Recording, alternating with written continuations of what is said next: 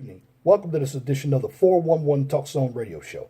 My name is Leon Jones. Tonight's topic, 5 common itemized deductions that you can use when you file taxes.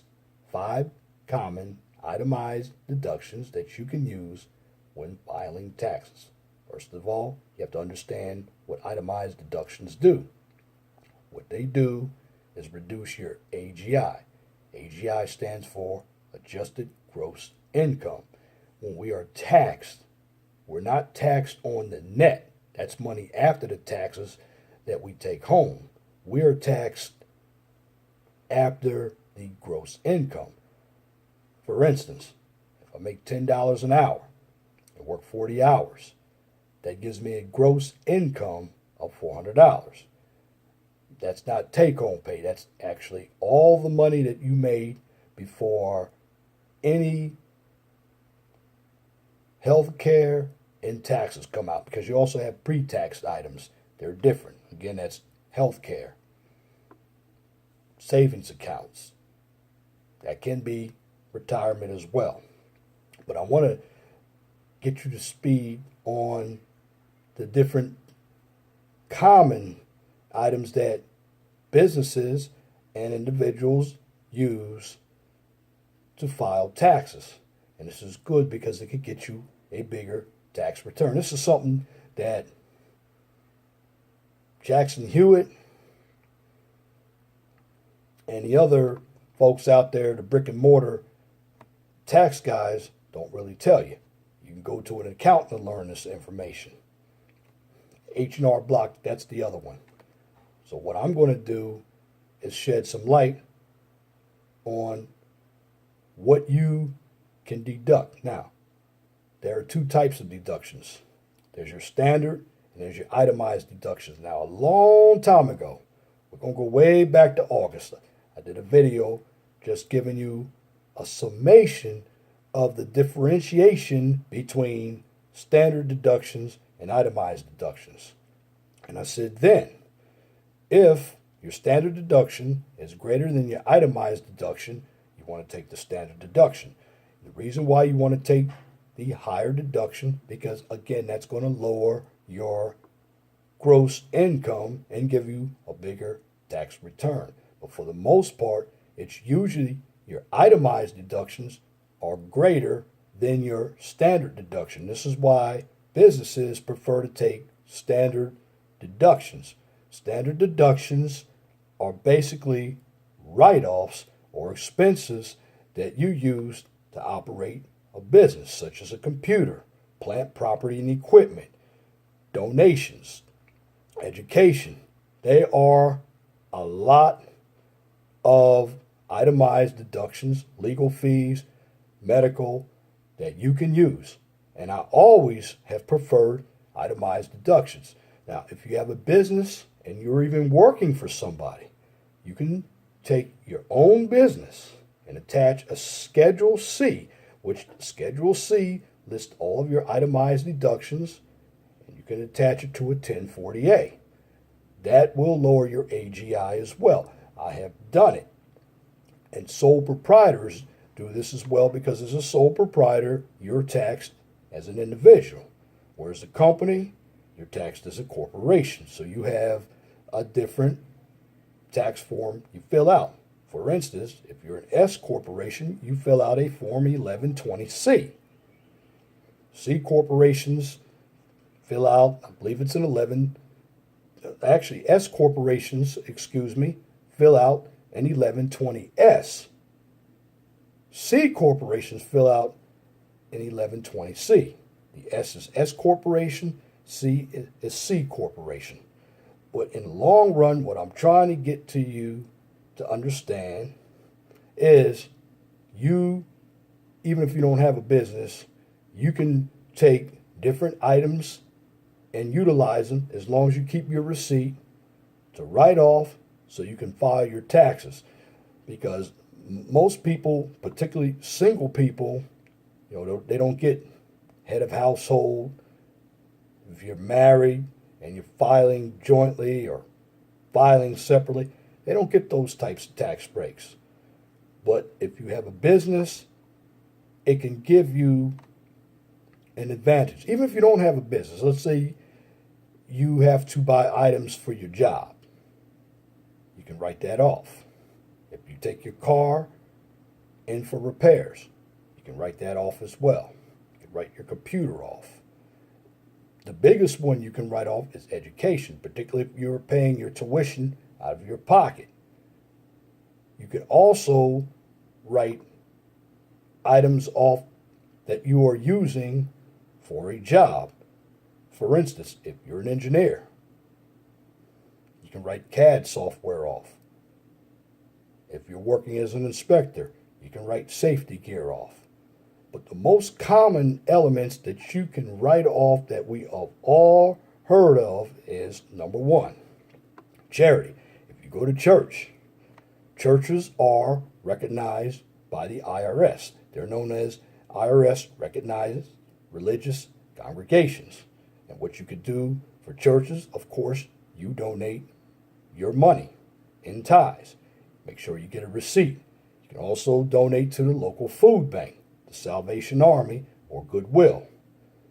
You can also donate to the Red Cross. Those are charitable donations. Unions, if you're in a fraternity, such as the Masonic Lodge or a sorority, you pay dues. You can write that off on your taxes. Let's say if you have any type of investment losses, like capital gains. Well, here's what you can do to offset your income.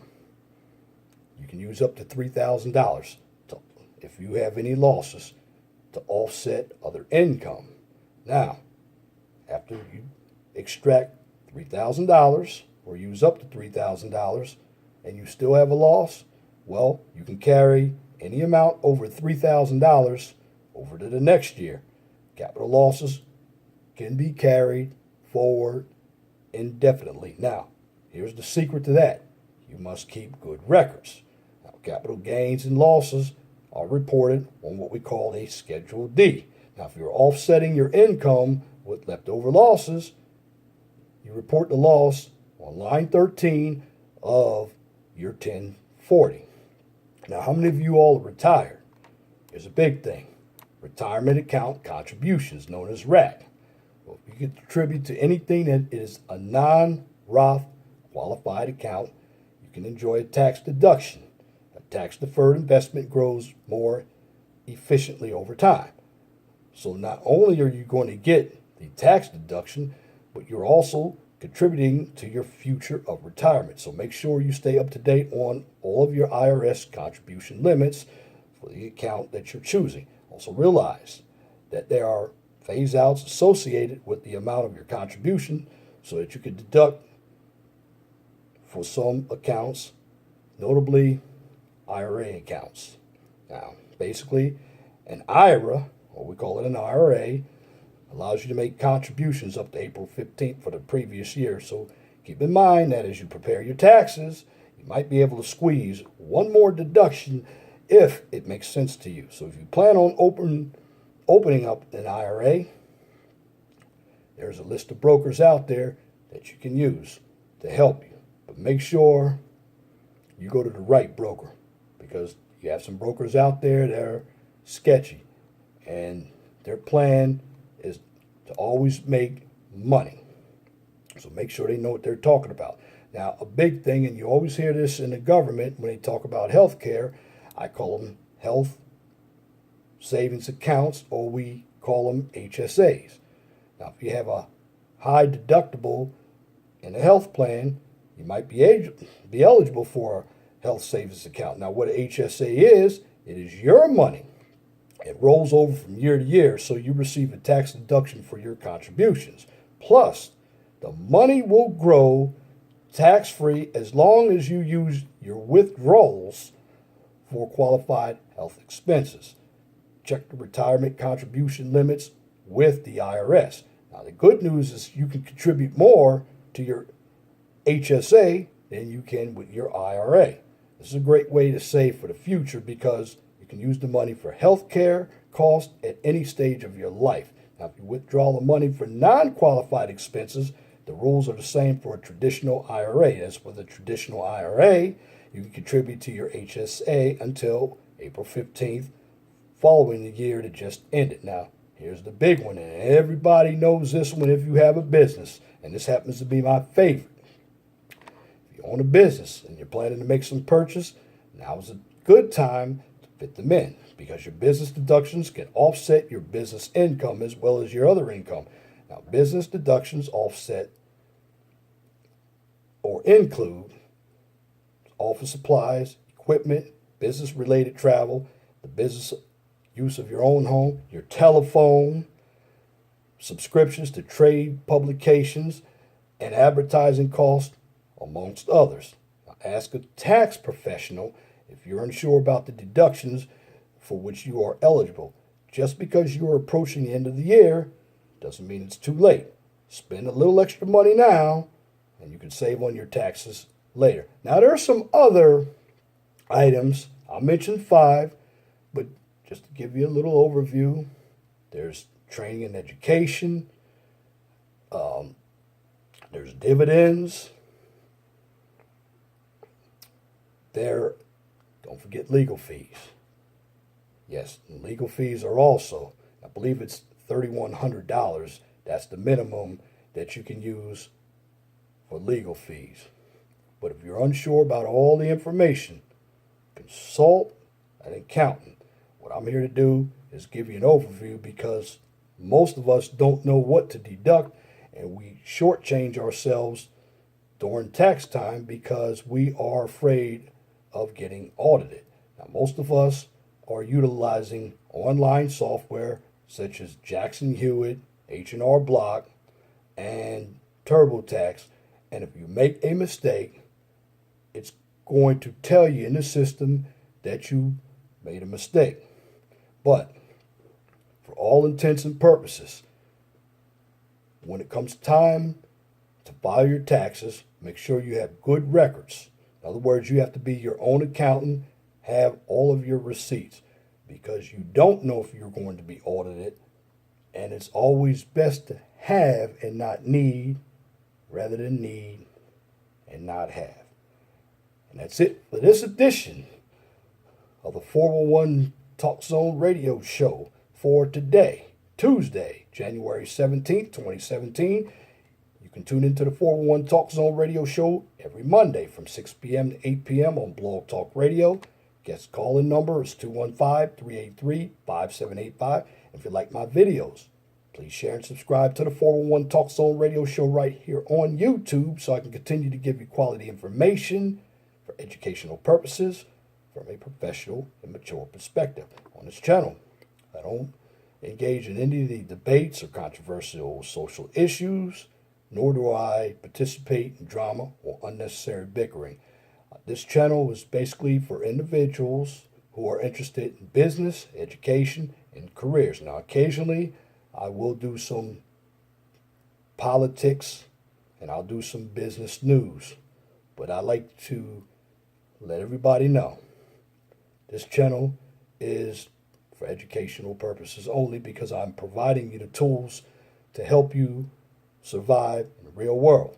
It's tough with this economy, so I'm sharing my experiences that I have gotten from other professionals as well as my own parents, because in this day and age, money's tight. So you want to be as smart with it as you can, because a lot of us don't even have $1,200 in our bank account. So I keep everything realistic but positive because knowledge is power. Now, if you have a business or a topic that you would like for me to talk about on Blog Talk Radio or YouTube, be sure to email me at lej6521@gmail.com.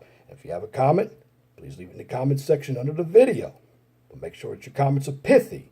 No bloviating, pettifogging, or filibustering if you wish to opine.